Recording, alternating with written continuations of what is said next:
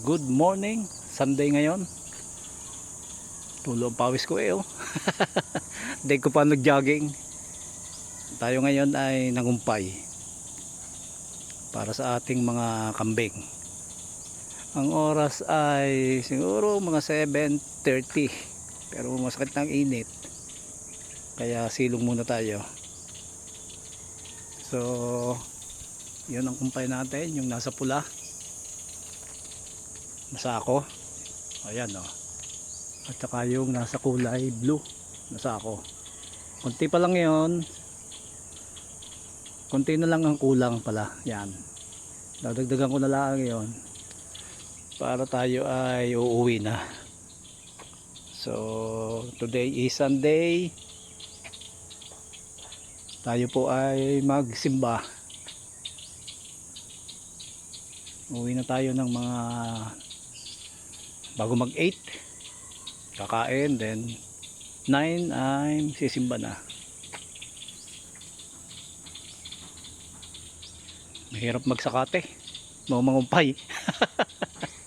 Masakit sa tuhod kasi ikaw ay nakayuko, hindi sanay, kaya kailangan nating magsanay para sa ating pakainin. Ipakainin po kami na 7 kambing, kaya hindi pa tumutubo yung mga damo, kaya kailangan nating supplyan ng kumpay yon. At dito natin isasakay sa ating paragos. Yan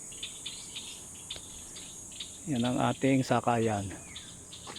Hindi pa ako nag-jogging o naglakad ng malayo sa sobrang pawis. So yun lang. At sana yung mga gustong mag-alaga ng kambing, pwede nyo akong i-PM. Meron po kaming konting karanasan na pwedeng i-share sa inyo. Kaya PM lang at pwede ka akong mag-share. So ito pa yung ating pwedeng kumpayan Kaya lang nakakatakot dito, baka may sawa. Pero mukhang wala naman kasi may nagpa-farm dyan may tanim na mani. Nakita niyo yung mani, nakita niyo yung malunggay, mani, may mani at saka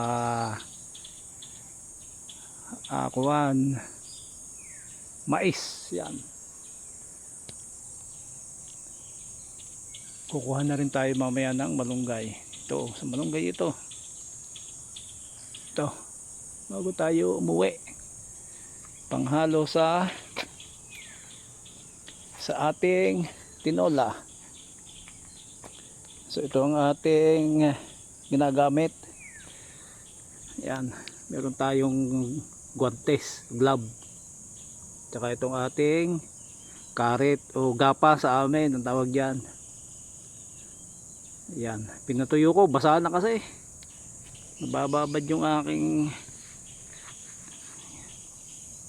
kamay. So yun lang, bye bye sa inyo, God bless, ingat.